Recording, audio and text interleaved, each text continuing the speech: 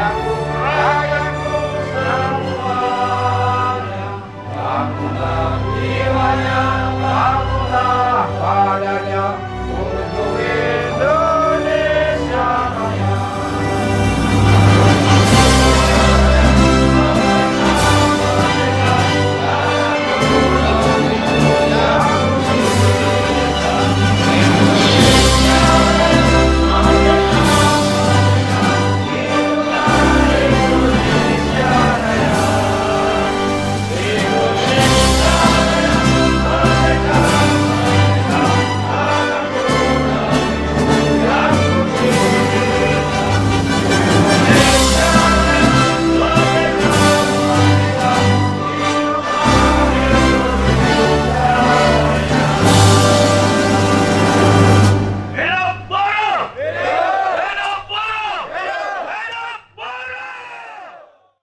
Hari ini kita diskusi tentang Bekasi dulu.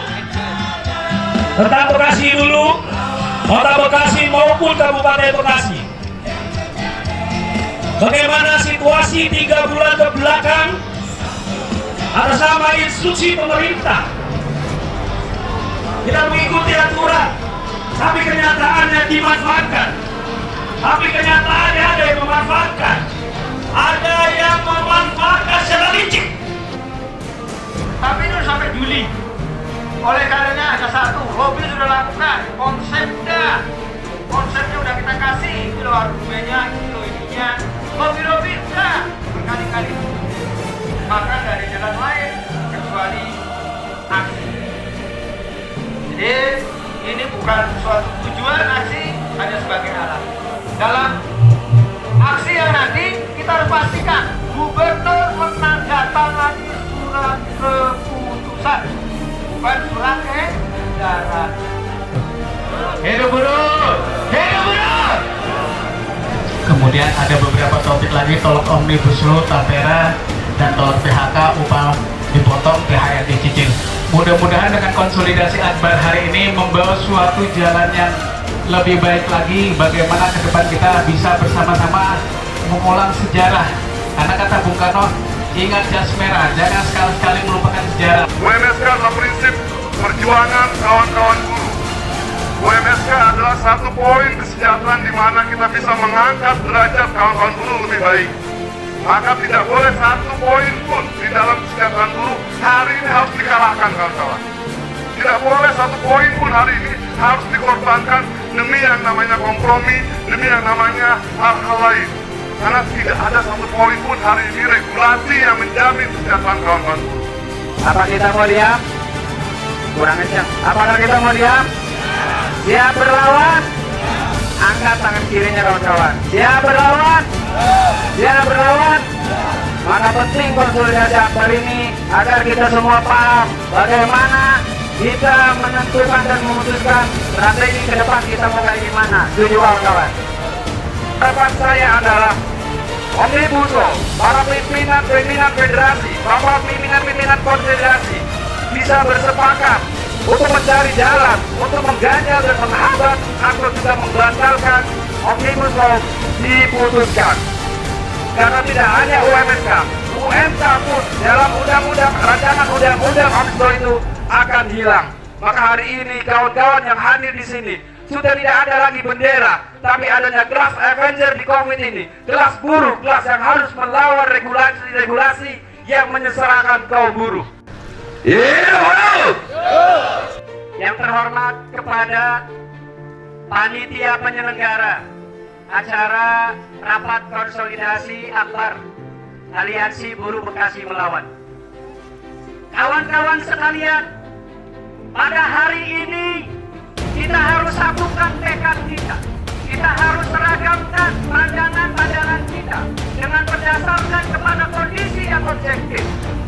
Bahwa kita diam tidak akan pernah membawa sebuah perubahan. Kita harus bersatu. Tidak lagi melihat dia dari serikat mana. Tidak lagi melihat dia warna benderanya apa. Tidak lagi berpandangan seragamnya apa. Dan ini adalah menjadi penting untuk kita semua. Karena perjuangan kesejahteraan prinsip perjuangan pada hakikatnya sama, kawan-kawan. Kita sebagai buruh Indonesia, sebagai kelas buruh harus menjadi tuan di negerinya dan harus sejahtera di negaranya, kawan-kawan. Omnibus Law harus ditolak karena sistem yang dianut bukanlah sistem yang sebenarnya menganut Pancasila, kawan-kawan. Itu penindasan gaya baru. Undang-Undang 13 adalah undang-undang buruh, ditambah lagi kemudian dengan Omnibus Law, maka kuburan buat kita sebagai buruh Indonesia. Perjuangan itu ibadah. Kita yang beragama Islam, yang beragama non-Islam, semuanya sama. Bahwa menolak segala macam bentuk penindasan. Dan yakin bahwa dalam prinsip perjuangan kita juga sama. Artinya perjuangan adalah ibadah. Bagaimana kemerdekaan, bagaimana kemuliaan tidak akan pernah kita dapat kalau kita diam dan tidak melakukan apa-apa. Yang dibangun saat ini adalah ketakutan. Yang dibangun adalah bagaimana mengikis keberanian kita untuk menegakkan keadilan, menegakkan aturan yang berlaku baik di tingkat pabrik, daerah, atau nasional. Sehingga apa, teman-teman? Yang harus kita perbaiki dalam diri kita pertama kali adalah mental dan moral kuat kita, teman-teman. Kalau mental kuat kita kuat, berani, kalau moral kuat kita jelek, ya selesai juga. Maka dua hal itu harus kita perbaiki dulu. Harus kita tata ulang. Mental, keberanian, itu harus kita tata ulang. Kita tidak kekurangan orang pintar, teman-teman. Banyak dari serikat buruh, banyak dari buruh yang dia berpendidikan, dia mampu mengelola media, dia mampu mengelola organisasi, dia mempunyai ekonomi yang kuat. Kita mampu membangun ekonomi. Tapi yang kurang adalah saat ini, teman-teman, keberanian kita untuk menghadang kebijakan-kebijakan yang terus-menerus mendegradasi hak buruh, teman-teman.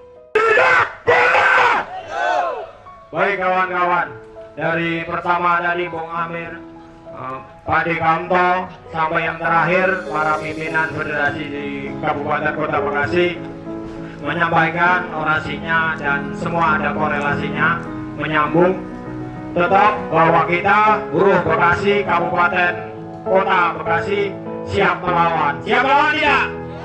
Siap melawan tidak? Besok tanggal 23 kita akan melakukan aksi. Gak usah takut, sampaikan pada teman-teman yang ada di pabrik, suruh keluar, yang dispend maupun yang shift 3, yang shift 2. Kita akan melakukan aksi, kita akan tuntut OMSK Kabupaten Bekasi. Tidak benar. Bung Iqbal yang sudah hadir bersama kita dan seluruh rekan-rekan serikat pekerja yang tidak bisa saya sebutkan satu persatu. Rekan-rekan sekalian, saya rindu suasana seperti ini. Hadir bersama rekan-rekan, diskusi tentang persoalan-persoalan yang ada.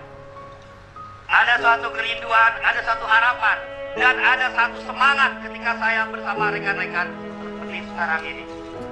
Dan ini dalam suasana COVID, angkanya, trennya masih naik, sehingga kita juga sama-sama perlu untuk menjaga, kita perlu untuk membentengi diri kita sendiri. Rekan kalian, saya akan laporkan hal sederhana.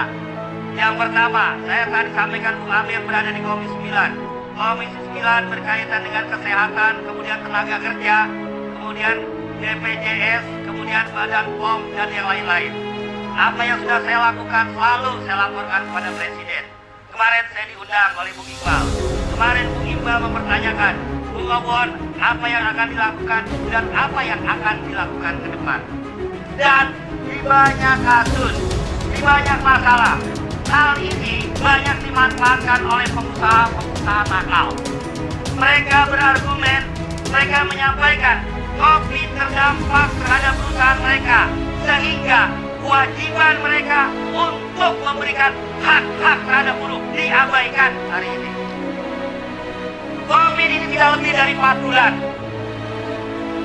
Sejak memulai perusahaan stop, bahkan ada yang baru 1 bulan. Mereka berdiri, mereka berusaha. Ada yang sudah 30 tahun berusaha di Indonesia. Apa hanya karena 4 bulan COVID, lantas 30 tahun kemarin kemana keuntungan mereka? Coba. Betul. Pernah dengar sistem edabu nggak? Dalam minggu-minggu ini saya totalitas berjuang untuk edabu. Pernah dengar nggak? Pernah nggak dengar edabu?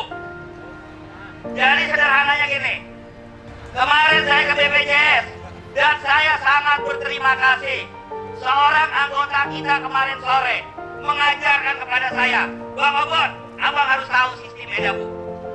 Abang harus paham sistem edabu. Karena saya dengar Bang Obon di DPR lagi totalitas untuk sistem edabu. Apa itu edabu? Edabu adalah aplikasi yang dibuat oleh BPJS Kesehatan, yang ditanam, yang disimpan di komputer-komputer yang ada di perusahaan rekan-rekan sekalian. Kenapa ini penting? Kenapa ini strategis?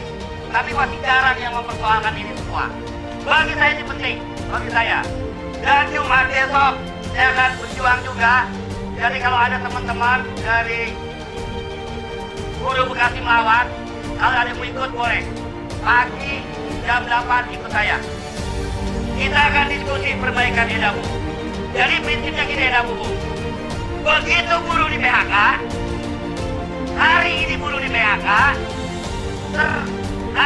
di PHK, terlepas apakah buruh menerima atau menolak kondisi PHK, sistem edabu di perusahaan untuk yang bersangkutan dimatikan. Dampaknya apa? Dampaknya selama ini buruh adalah atau PPU, pekerja penerima upah, adalah kelompok yang paling aktif membayar iuran. Betul nggak? Betul nggak? Sebelum kita menerima upah, kita sudah dipotong iuran BPJS. Dan yang kedua, buruh klaim rasionya paling rendah. Tapi begitu hari ini di PHK, dinonaktifkan, maka besok sudah kita di PHK, tidak mendapatkan upah, hak jaminan kita lenyap habis juga. Saya kemarin DPR sudah ada rekomendasi. Rekomendasinya adalah BPJS membentuk tim kecil. Minggu lalu saya kawal sampai jam 12 malam. Kemudian langkah saya kemarin saya datang ke BPJS Kesehatan di Kipes. Siangnya saya ketemu ke orang yang mengajarkan sistem edabu. Besok pagi jam 8.30 kita akan totalitas bertempur supaya sistem edabu diperbaiki. Kalau memang nanti kawan-kawan sepakat dan sepaham, tanggal 23 kita akan melakukan aksi pemanasan tentang segera SKK UMSK dan pemerintah Kabupaten dan Kota Bekasi harus bertanggung jawab atas dampak dari COVID-19 sehingga kaum buruh tidak dibayar upahnya, kaum buruh THR-nya dicicil, terjadinya PHK besar-besaran terhadap kaum buruh. Kita akan minta pertanggungjawaban di pemerintahan Kabupaten dan Kota Bekasi. Dan nanti di tingkat nasional menginstruksikan apa, kita Aliansi Buruh Bekasi Melawan, kita siap mendukung apapun keputusannya, apapun instruksi dari pimpinan kita di tingkat nasional. Yang kedua, dalam konteks masalah tapera. Tapera ini tidak jauh berbeda dengan BPJS. Saya mau mengajak kawan-kawan untuk berpikir. Kita mencoba membaca muka 5 dalam Undang-Undang Dasar 1945. Apa tujuan kita berbangsa dan bernegara? Salah satu tujuan kita berbangsa dan bernegara adalah bagaimana memajukan kesejahteraan umum, mencerdaskan kehidupan bangsa. Dan itu diturunkan dalam pasal 28E Undang-Undang Dasar 1945. Apa yang mengatakan bahwa dalam Undang-Undang Dasar setiap orang berhak untuk mendapatkan tempat tinggal. Ingat, semua orang, setiap orang, artinya seluruh rakyat Indonesia berhak untuk mendapatkan tempat tinggal. Dalam undang-undang kita itu disebut hak, tapi di dalam undang-undang Tapera itu berubah menjadi kewajiban. Jelas ini sudah melenceng dari cita-cita kemerdekaan kita, jelas ini melenceng dari amanat undang-undang yang ada di dalam konstitusi kita. Hak rakyat dibalik, dirubah menjadi kewajiban. Hari ini kegiatan kawan-kawan adalah bagian yang bisa diibaratkan sebagai imunisasi kawan-kawan. Betul tidak kawan-kawan? Di tengah pandemi corona, kita tetap berkomitmen menjaga kesehatan, namun kita juga tidak bersahabat terhadap penindasan. Betul tidak kawan-kawan? Persatuan, namun tidak boleh hanya sebagai persatuan kawan-kawan, tapi persatuan yang dimaksud adalah untuk berjuang kawan-kawan. Persatuan yang dimaknai untuk berjuang, bukan persatuan yang dimaknai untuk sebaliknya kawan-kawan. Dan yakinilah satu hal lagi yang harus kawan-kawan lakukan. Kita keseluruhan pimpinan, anggota, selain benar harus aktif, selain benar juga harus menambah pengetahuan. Karirnya, sepak terjangnya di dalam organisasi itu tidak pernah cukup kawan-kawan. Tidak pernah akan cukup. Tidak akan pernah cukup. Masalah-masalah Indonesia yang sedemikian banyak, kawan-kawan, hanya karirnya sampai kepada pengurus harian penuh akan disebut sebagai full time. Tidak pernah cukup. Karirnya hanya sebagai pengurus federasi. Tidak pernah cukup. Kawan-kawan karirnya hanya berhenti sebagai pengurus konfederasi. Yang harus disadari adalah kesadaran tersebut, pengetahuan tersebut adalah sebagai alat penghantar untuk kawan-kawan membangun satu kekuatan partai politiknya sendiri kawan-kawan. Apa hubungannya masalah-masalah kita dengan partai kawan-kawan? Apa hubungannya keseluruhan penderitaan kita dengan nanti adanya partai kawan-kawan? Sejatinya pokok perubahan atau kekuasaan ia adalah satu hal yang akan menentukan nasib kita, yang akan kita wariskan kepada generasi kita selanjutnya kawan-kawan. Kita lakukan bersama untuk kesejahteraan masyarakat Kabupaten Bekasi, khususnya keluarga besar guru. Jadi saya sampaikan waktu itu pada kesempatan bahwa kami DPRD Kabupaten Bekasi berkomitmen khususnya terhadap keluarga besar guru yang ada di Kabupaten Bekasi. Sepanjang untuk kebaikan dan untuk kesejahteraan, maka kami akan selalu berdiri, berteriak serta berjuang bersama keluarga besar guru yang ada di Kabupaten Bekasi. Apapun resikonya, karena kami memegang mandat dan amanah itu dari masyarakat Kabupaten Bekasi. Jadi saya pun berharap komitmen para pejabat daerah pada sebuah harapan ke depannya, bagaimana mensejahterakan masyarakat Kabupaten Bekasi. Ini yang harus menjadi catatan dan komitmen kami, pemerintahan daerah di Kabupaten Bekasi. Wahai kaum bodoh, nasibmu bisa berubah kalau kamu bangkit berdiri, tegak lurus memandang, teguhkan hati, berjuang bersama, solidaritas forever, bergerak untuk kaum buruh dan keluarganya. Jangan tunggu orang lain untuk berubah nasib. Mantra-mantra persatuan pemimpin dan elit jadikan sebagai semangat saja. Tapi ini isu-isu pergerakan itu yang menjadi kita untuk berdiri kuat. Ideologinya adalah ideologi buruh. Udah Pancasila udah cukup untuk Pancasila. Kalau strategi sih boleh, ya kan? Tapi kalau ideologi menurut saya membawa indah. Udah Pancasila, kita berketuhanan, mengakui semua agama. Serikat Buruh tidak sektarian, nggak ada itu. Apa itu sektarian agama? Enggak, semua sama agama. Kita beribadah dengan Allah, tapi kewajiban beribadah jangan dilarang oleh negara.